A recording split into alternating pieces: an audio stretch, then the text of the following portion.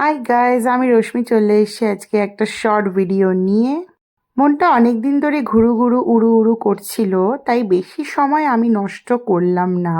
তাই বরকে বললাম, চলো তোমার পক্ষীরাজে চেপে যাই একটা সুন্দর মনোরম দৃশ্যকে নিজেদের চোখে বদ্ধ রাখার জন্য। বাইকে চেপে আমার এই লং ড্রাইভে যেতে হেব্বি লাগে। তার একটাই কারণ, রাস্তার দুদিকে এত সুন্দর মনোরম দৃশ্য দেখা যায়, সে আর ভাষায় প্রকাশ করার মতো নয়। তো রূপনারায়ণ নদী ক্রস করে আমরা সুদীর্ঘ 100 কিলোমিটার পথ অতিক্রম করে 3টে জেলা পার করে পৌঁছে গেলাম the flower of valley খিরাইতে।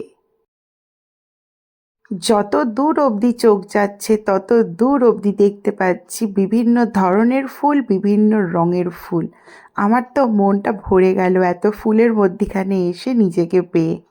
Mainly এখানে গাঁদা ফুলটাই বেশি চাষ হয়, তো তাছাড়াও এখানে অনেক ধরনের ফুল ছিল। এখানে বিভিন্ন ধরনের সবজিও ছিল, যেমন এই রেড কালারের ফুলগুলোর আমি নামটা ঠিক জানি না, বাট এটা ভেলভেট ভেলভেট মতো ছিল।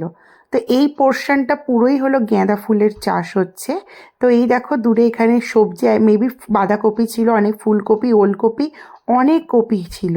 আমার তো বেশি পছন্দ হয়েছিল এই পার্পল কালারের ফ্লাওয়ারগুলো, এত সুন্দর লাগছিল দেখতে। এবার বাড়ি যাওয়ার পালা। খিরাইকে টাটা বলে আমরা চললাম আমাদের বাড়ির দিকে। ভিডিওটা ভালো লাগলে অবশ্যই লাইক করে দিও। টাটা।